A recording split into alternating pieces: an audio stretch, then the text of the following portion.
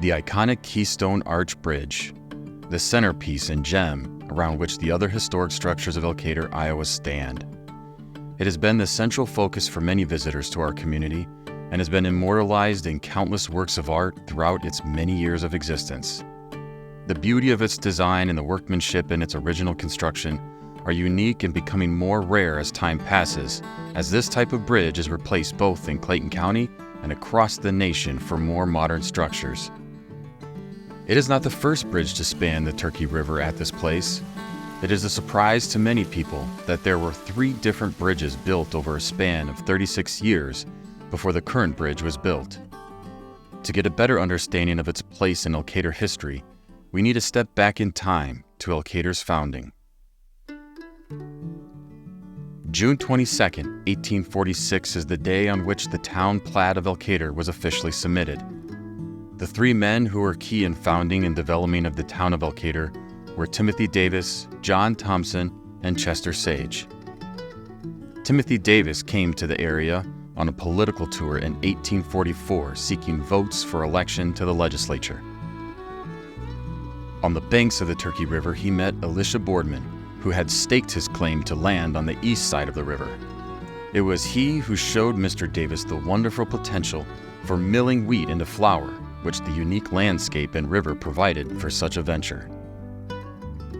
The men came up from Dubuque together and purchased the property for Mr. Boardman on the east side of the river, as well as procuring land on the west side of the river from the U.S. government, which would become the platted town of Elkader.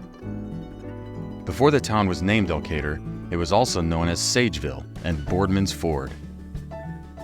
From the beginning, the objective of the 3 men was to develop the town with the flourishing mill as the centerpiece around which the town would thrive.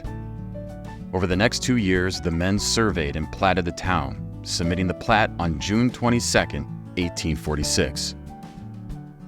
The mill's construction was begun in 1846 and finished in 1847, being the largest grist mill north of Dubuque and west of the Mississippi. It served the farming community for a radius of 150 miles and was instrumental in the progress and development of the town. It was a time of many firsts, and men and women of incredible courage and vision persevered under extreme conditions to form the bedrock of the flourishing town of Elkader. Timothy Davis was the man responsible for giving Elkader its name. Davis was an admirer of the Algerian Emir Abdelkader, who led the fight for his country's freedom from France, as well as his humanitarian positions. With his name in mind, Davis called the new town Elkader. A necessity for a river town like Elkader is a bridge. This is a feature we take for granted in this day and age, but there was a battle in the early days over the rights of the river. Much commerce and trade was done with keelboats or steamers, and the presence of a bridge or dam crossed paths with the merchant's purpose of easy navigation.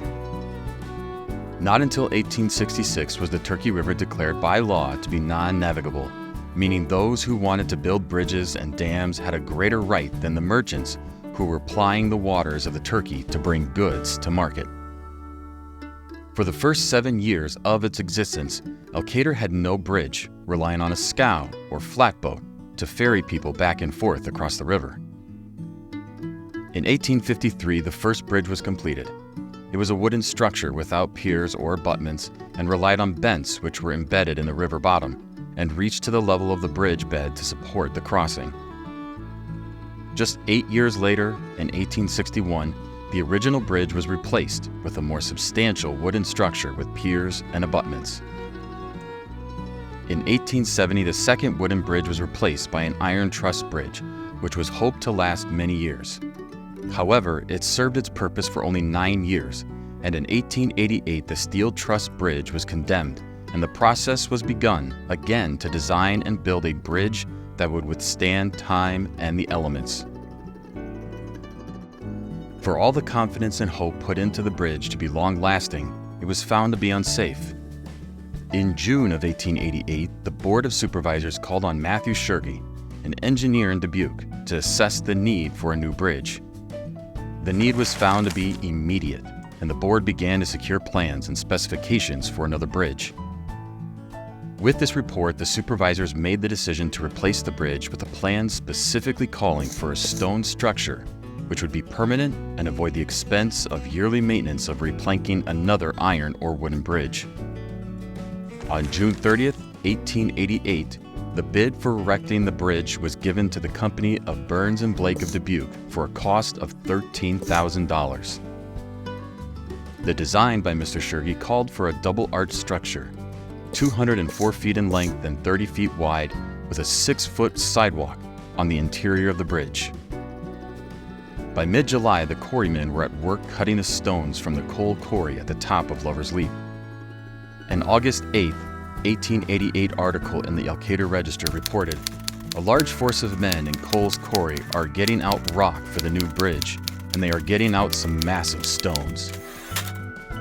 It is an interesting fact in regard to the construction of the Stone Arch Bridge that there was always access across the old iron bridge while the new stone bridge was being built, even though it was being constructed in the same place as the old bridge. Thus, the inconvenience for the town was lessened. Though the bridge was originally expected to be completed in December 1888, it took until August of 1889 to finish the work. A total of 10 months and 2 weeks with time off in the winter months, an incredible accomplishment considering the primitive equipment used in the construction. The total cost of the Keystone Arch Bridge construction was finalized at $16,282.49. The weight is estimated at 18,618,255 pounds, equal to 9,309 tons. A stone tablet was placed at the center of the bridge on the interior of the north side containing the date of construction, names of the board of supervisors, engineer, and contractors. Keystone Arch construction dates back to the Roman aqueducts. The bridge arches were constructed by building a wooden support in the shape of an arch called a centering. Carefully shaped stones were then laid in place from each side until it was nearly complete. A final row of wedge-shaped stones, or keystones, were carefully lowered into the place, which locked the two sides together. The wood supports were then removed, and the arch was freestanding. Today, the Keystone Bridge stands as a testimony to the craftsmanship and genius of that day. The bridge is one of 11 structures in Elkader listed on the National Register of Historic Places. The downtown district is also on the National Register. The bridge was placed on the National Register in 1876. The bridge has remained the same as when it was built except for the addition of the sidewalk. The original plans for the bridge called for a walkway on the inside of the railing, the travel portion of the bridge. As modes of transportation changed, it became necessary to add a sidewalk outside the travel portion. A sidewalk was added to the upstream side in 1924. The walkway was reconstructed in 1972 and again as part of the major reconstruction in 2023. The bridge was originally built by the County Board of Supervisors. At a point prior to 1982, the state of Iowa owned and maintained it as it was a part of Highway 13. In 1982, the Highway 13 bypass opened and the bridge was reverted to the city.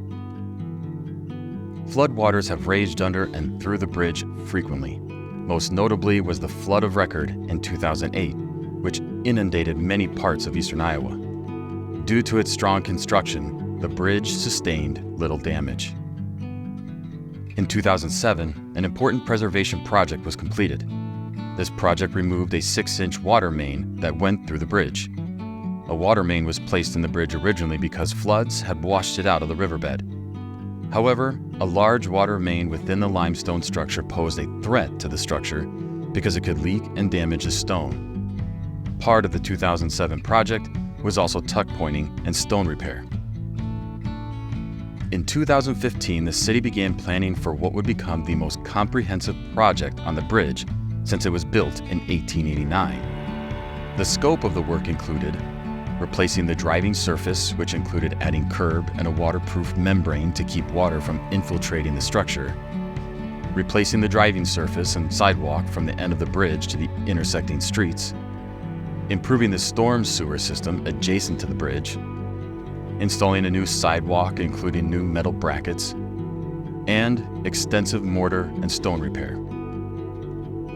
Construction started April 4th, 2022.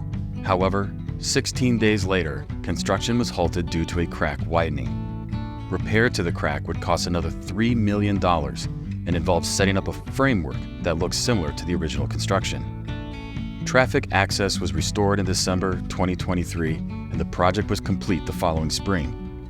Total project cost was $7.3 million. It was paid for by a combination of state and federal grants and a local bond issue.